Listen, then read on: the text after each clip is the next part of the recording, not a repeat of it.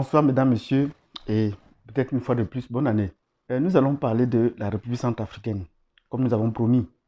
C'est un pays dont on parle très peu, parce que classé parmi les plus pauvres de la planète, parce que très enclavé, n'a pas d'ouverture maritime et pas de grands aéroports, parce que population très faible, pour une superficie de plus de 600 km, 600 000 km², on a une population qui n'a jamais atteint 5 millions d'habitants.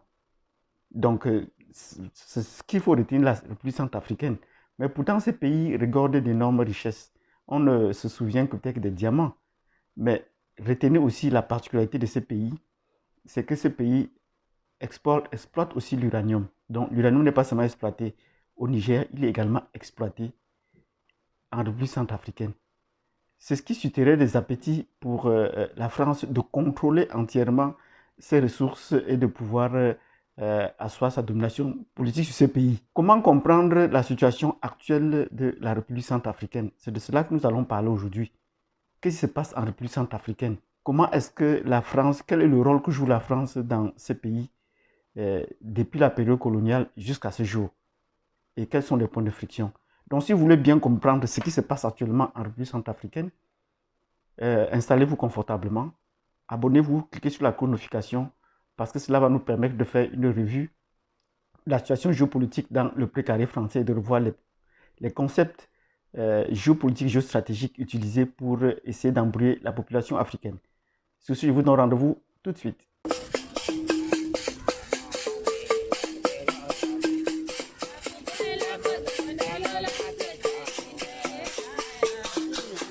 Bienvenue chers abonnés, bienvenue chers auditeurs. Pour ceux qui me voient pour la première fois, vous savez ce qu'il y a lieu de faire, vous connaissez la chanson. Nous allons parler de la République centrafricaine. C'est un pays voisin du Cameroun dont je viens. Donc nous comprenons bien par la Centrafrique. Nos commerçants y vont régulièrement, nos hommes d'affaires ils sont bien implantés. Et de temps en temps, on voit des intellectuels centrafricains venir dans des universités camerounaises ou des étudiants centrafricains venus au Cameroun. Ils sont pleins, donc c'est un pays que je connais à travers les contacts des gens. Aujourd'hui, nous allons nous poser la question, qu'est-ce qui se passe en République centrafricaine? Actuellement, il y a un début de guerre, qu'on peut dire. Des groupes rebelles contestant les élections se sont lancés à l'assaut du pouvoir par les armes. Et dans cet assaut, vous allez voir comment est-ce que la France interprète ces assauts, comment la France réagit face à ces assauts. Depuis l'indépendance de ces pays, les dirigeants français font et défont les pouvoirs politiques en place, prennent les mêmes et recommencent. Vous allez voir sur le cas de David Dacko qui est parti et qu'on l'a destitué, la France l'a destitué et il a fait revenir après avec Bokassa. C'est le cas de Bokassa, c'est le cas de Kolimba, c'est tous les coups d'État. Vous voyez, il y a des pouvoirs successifs, mais c'est la même classe qui demeure. Mais cette fois-ci, il y a du neuf. Il y a du neuf, pourquoi? Parce que depuis que Bozizé est arrivé au pouvoir, toujours par l'onction de la France, il a pensé qu'il valait maintenir son pouvoir en cherchant une protection ailleurs, hormis qu'en France. Et pour cela, il a fait venir les soldats de la République sud-africaine pour se protéger. Mais cela n'a pas été assez suffisant. Les soldats de Sarkozy ont eu raison de ces soldats et cela a créé des émeutes en Afrique du Sud. Cela a créé beaucoup de bruit au Parlement sud-africain. Pourquoi les Sud-Africains allaient-ils mourir dans cette guerre? Et voilà comment, depuis, les Sud-Africains ont pris la décision de ne plus envoyer leurs soldats au front pour rien. Donc voilà, il y a une première tentative de pouvoir se libérer du joug de la France. Cette fois-ci arrive le professeur Ange Touadéra qui a compris que tant qu'on ne se défait pas de la France, de la présence française, ou qu'on ne cherche pas une alternative ailleurs, on ne pourra pas construire un pays viable où il y a tellement de ressources et dont la France ne permet aucun développement. Je dis bien, ne permet aucun développement. Vous pouvez vous appuyer bien sur les discours de l'empereur Bokassa qui disait bien, quand tout ce qu'ils veulent entreprendre, la France s'y oppose entièrement. Construire les routes, les écoles, la France s'y oppose. Même quand il faut faire venir les puissances étrangères pour le faire, même quand ce sont des dons, la France s'y oppose.